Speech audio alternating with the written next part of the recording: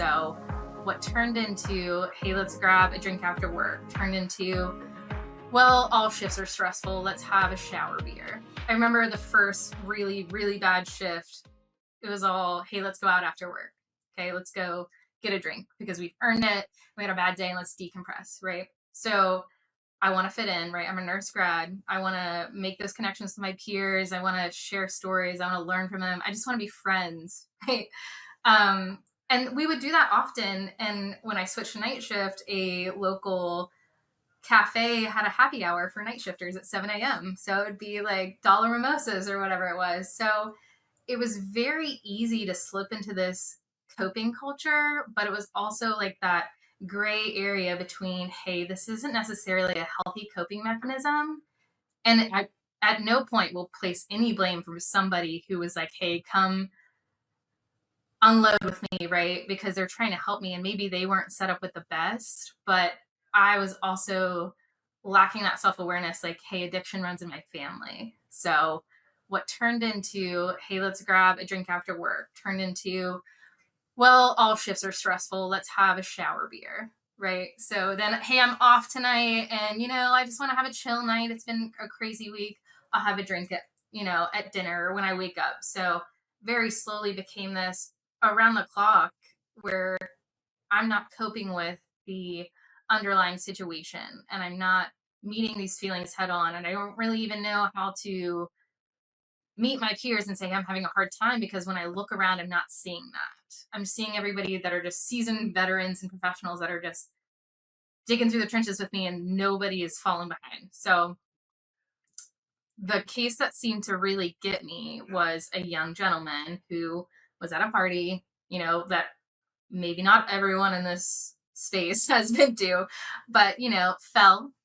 And his friends were like, oh, he's just drunk. He just passed out. Let's put him here. Right. Which hopefully no one will be in that situation, but it was a story that I could relate with. And nobody thought to check on him, right? Nobody called his parents. Nobody called EMS because that's, as children, as teenagers who are not of legal age, they're not thinking about that, right? Or they're thinking of like, I don't want to get in trouble. By the time he got to us, large bleed, midline shift, right? And here's somebody who, wrong time, wrong event, life is just altered, right? He comes to me super busy. So I'm doing all the things. We're trying to get his intracranial pressures down. We're trying to stabilize him. We're trying to place all these lines. Great. Dust settles and I'm shoving food in my face at this point. And in walks his mom because we haven't been able to get her there yet because he's been so unstable and we've been running back and forth to scan. And it just kind of hit me like, this is a whole person who probably doesn't even know what's going on with him, right? But then like his mom came in and then his dad came in and it's just, you can see that their lives have been altered forever. Whether he recovers or not, there's going to be a hole of his self that is no longer more. So I remember leaving work, getting into my car and crying. And then I went to a gas station near my apartment and still crying and getting a stick of beer and still crying to the clerk. And the clerk's like, maybe I should not. And I was like, it's fine. And then I just remember I went to sleep crying. Right. And that was pretty much the last time I talked about that in this situation. So I'm not saying that I was surviving. I wasn't thriving at this point, but I was going to work.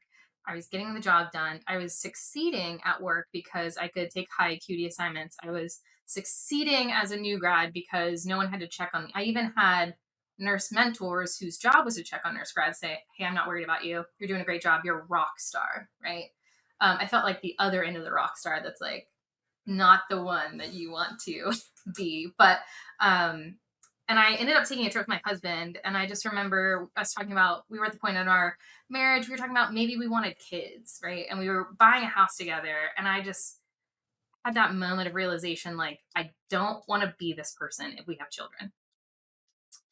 So like I said, I had addiction in my family. I didn't want them to grow up seeing that. So I just remember having this like aha moment where things have to change for me. I have to be able to talk about this and things have to change for the environment that I'm in because I can't be the only one feeling like this. And I wasn't. I had a friend who anxiety was so bad she would have to leave and go to the ED because her heart rate would spike, and she just was having panic attacks at work. And she was, when you're talking about the rock stars in nursing school, she was tip top. So I remember I had to meet my manager at the time to just talk about a um nursing committee that I was on, just give her updates because I was the champion of that committee. And I just remember saying, hey, like, I've recently been struggling with drinking. I just wasn't really coping with what I was seeing, but like I've got to do something else for me because it's just not working and that's not how I want to live my life.